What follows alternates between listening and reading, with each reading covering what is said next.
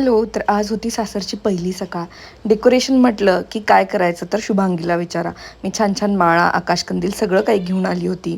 तर दिवसाची सुरुवात खूप छान झाली आणि कुणाची कशी हो, पण युगला मातलं ब्रश करायचं असतं, त्याला खूप जास्त आवडतं.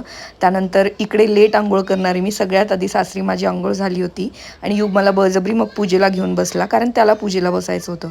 आजोबा इथे छान आरती करत होते. आम्ही दोघांनी देखील त्यांच्यासोबत आरती केली आणि आमचे सगळे देव इकडे मालेगावला आहे, त्यामुळे सगळे सण इकडेच साजरे होतात. त्यानंतर मी सगळ्यांसाठी मस्त असे पोहे बनवले होते. युगने देखील तोच नाश्ता केला आणि युगचा खोकला कमी नव्हता, त्याच्यामुळे त्याला हे सीतोपलादी चूर्ण आणलं होतं, जे मधात मिक्स करून त्याला आम्ही दिलं 3-4 दिवस आणि त्याला खोकल्याने फरक देखील पडला.